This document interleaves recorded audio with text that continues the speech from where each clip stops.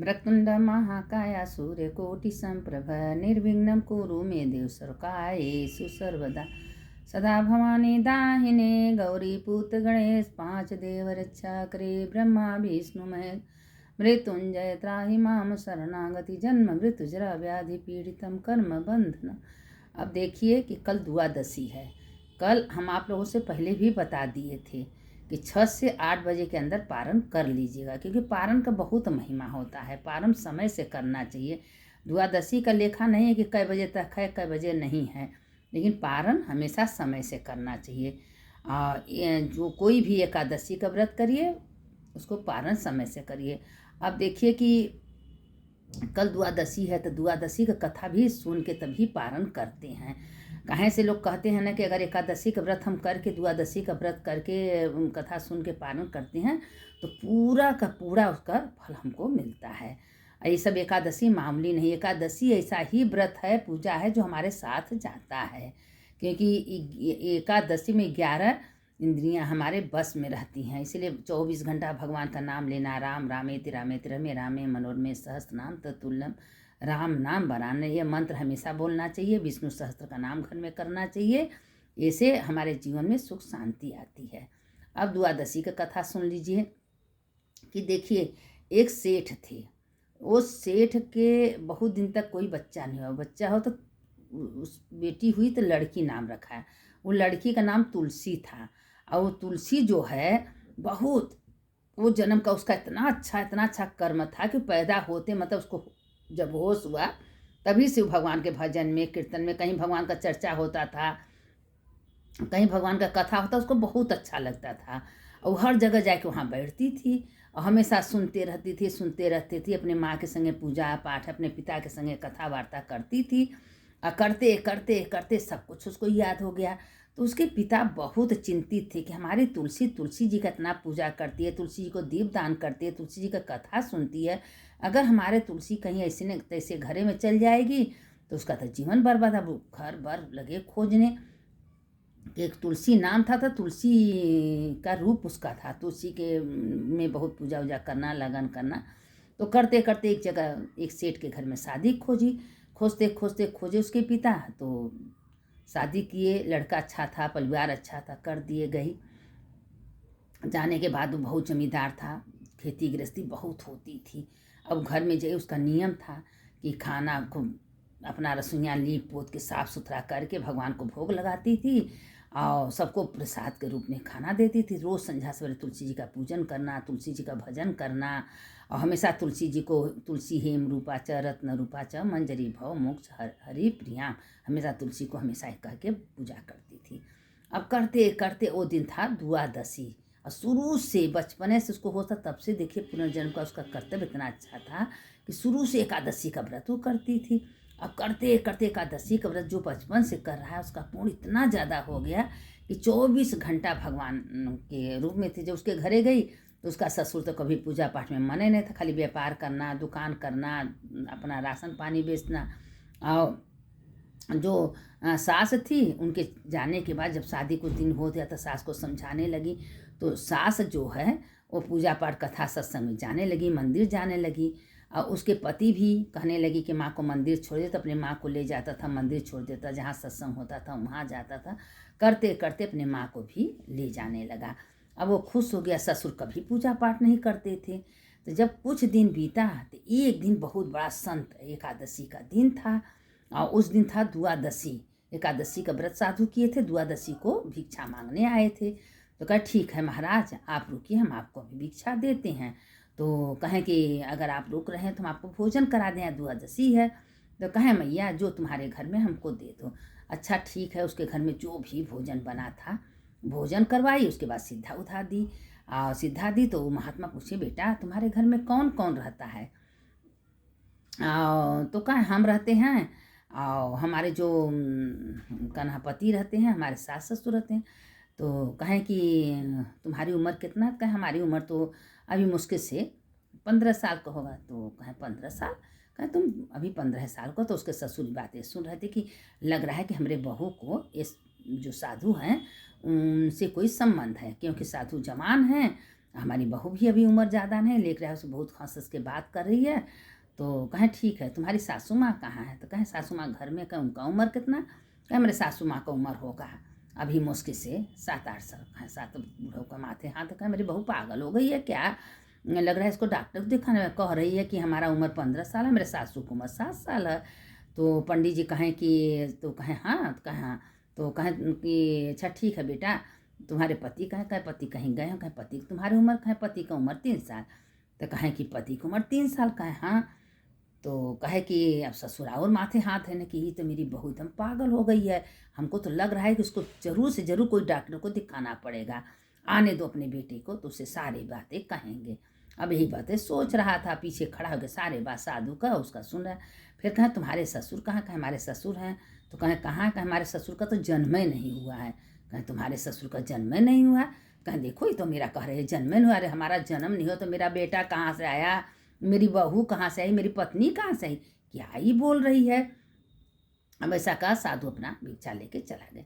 अब वो पूरा चिंता लगा, उसके माँ को, बाप को, पूरे रिश्तेदार नातेदार सबको बुलाए कि हम पंचायत बैठाएंगे, अपने बहू को घर से बाहर निकाल देंगे, इस उल्टा पुल्टा बोल रही है, उल्टा पुल्टा काम कर रही है।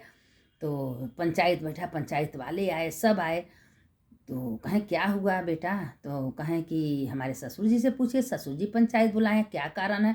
तो कहें आप ही लोग सुनिए, ऐसा हम बात आप लोग को बोलेंगे कि आप लोग अचंभा हो जाए। कहें क्या बात है? कहें देखिए द्वादशी था, एकादशी का व्रत करती है, पारण के कोई संत आया।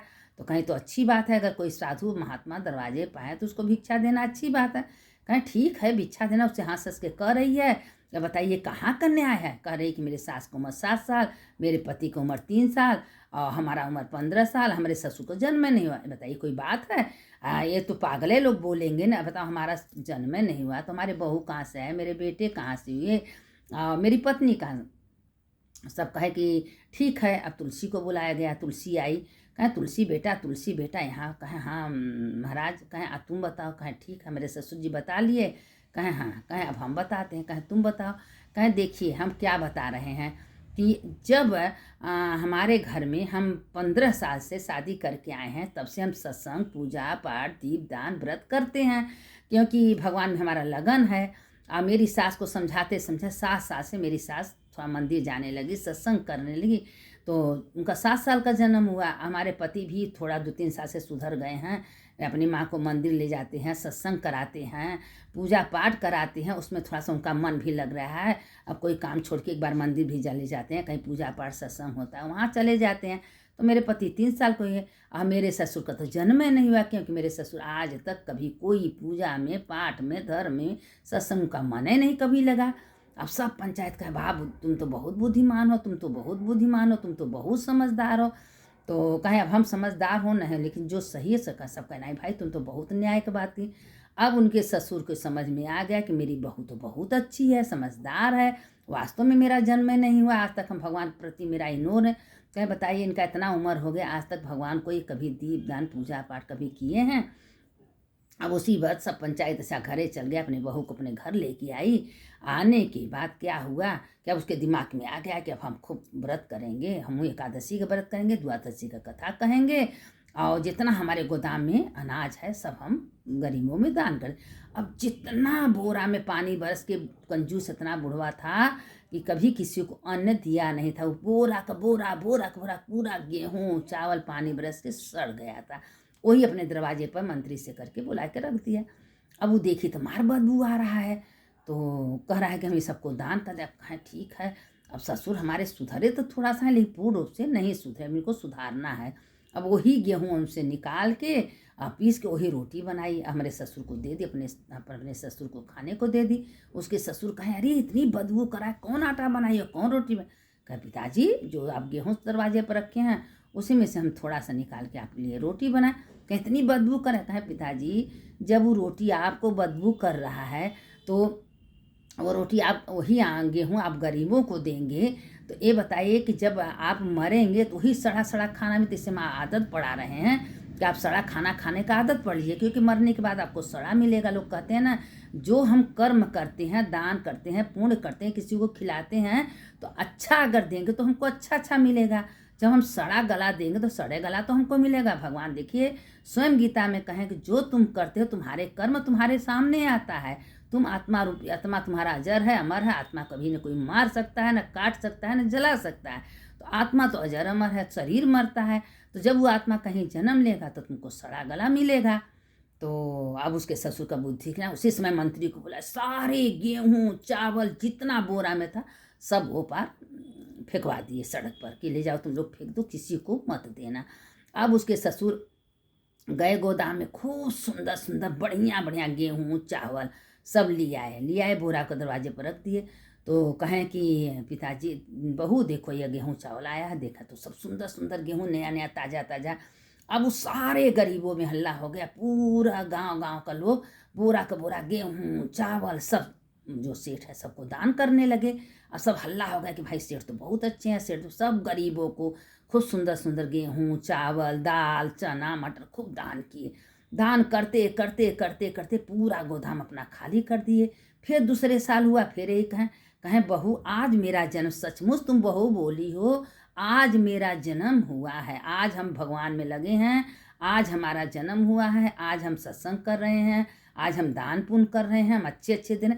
बहू मेरी आँख खोल दे। बहू हो तो ऐसा घर में अगर एक बहू अच्छी प्रकार का अच्छे घर में आ जाती है तो उसके घर का भाग्य बदल जाता है, सारे लोग बदल जाते।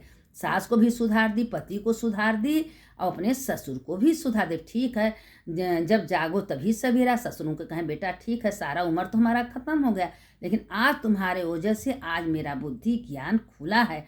उसी समय से उसके ससुर एकादशी का व्रत करके द्वादशी को गेहूँ चावल आटा खूब दान करने लगे और अच्छा अच्छा दान करने लगे, कथा पुराण सुनने लगे, सत्संग सुनने। और जो गोदाम था वो मंत्री को नौकर चाकर को बैठा दिए, कहें आज से हम कुछ देखेंगे नहीं, हम जा रहे हैं विरक्त होने। अब विरक्त होके हम अपने भगवान में लीन हो जाएंगे। अब जहाँ देखा तहाँ भगवान का चर्चा कथा। एक माला ले लेता था, तुलसी के पेड़ के नीचे बैठ के ओम नमः शिवाय ओम नमः शिवाय कहे। में शास्त्र में लिखा, मेरी बहू कही एक तुलसी के नीचे बेल वृक्ष के नीचे एक माला 1 लाख के बराबर होता है। अब हम यहीं बैठ के जप करेंगे। अब वो लगा तुलसी को भी पूजा करने, माला जप करने। उसकी बहू कहे वाह भोलेनाथ वाह, आपने तो कृपा कर दी मेरे ससुर के ऊपर। मेरे ससुर कम से कम इतनी उम्र में कम से कम आपका भजन तो करने लगे, पूरे घर सुधर गया। तो इसीलिए कहते हैं कि कथा पुराण व्यर्थ जाते नहीं हैं। इसको प्रेम से लगन से अच्छे कर्म करो। और जो तुम्हारे पास है अच्छा तुम पहन रही हो, अच्छा खा रहे हो तो अच्छा दो। किसी को गलत चीज़ मत दो, सड़ा गला मत दो। तुम गला सड़ा नहीं बर्दाश्त करते, तुम गला सड़ा कपड़ा नहीं पहन सकते, तो क्या दूसरा कोई पहनेगा? तो उसको अच्छा दो, उसको खाने पीने के लिए अच्छी अच्छी चीज़ दो। जब तुम अच्छे पसंद करते हो तो दूसरा भी तो करता है, उसके अंदर तो ही आत्मा है। जो तुम करोगे वही तुम्हारे सामने आएगा। तुम अच्छा बोलोगे अच्छा मिलेगा, बुरा बोलोगे बुरा। तुम हमेशा कोई जा रहा है रास्ते में राधे राधे हरिओम तो वो बोलेगा, तुम उसको गाली दोगे तुमको गाली मिलेगा। तो अपना ही कर्म अपने सामने आता है, आज नहीं आएगा तो कल आएगा। लेकिन अच्छे कर्म करो, कोई बुरा कर्म मत करो। सुनने वाले की जय, सुनाने वाले की जय। जो इस कथा को सुनेगा उसका विश्वनाथ जय करते हैं, जो सुनाता है उसका भी जय होता है। शंकर शंकर हर हर शंकर शंकर शंकर जय जय शंकर। मंगल भवन अमंगल हारी उमा जपते त्रिपुरा। सानंद मानंद बने बसंतम आनंद कंदम हत पाप वृंदम। वाराणसी नाथम नाथम श्री विश्वनाथ शरणम परपद्धि। सुनने वाले की जय, सुनाने वाले की जय। कथा तो बहुत लंबी है, लेकिन हम कितना लंबा कथा मोबाइल में नहीं कह पाते। सामने तो कहिए आप लोग हम 2 घंटा 3 घंटा आप लोग को कथा सुना दें, लेकिन हम मोबाइल में उतना बड़ा नहीं भेज सकते। ठीक है, अगर बाबा विश्वनाथ इसके आगे जब भिजवाएंगे तो भेजेंगे, क्योंकि अब हम कुछ कह नहीं सकते। 1 महीना बाद कथा पुराण आपके पास जाएगा।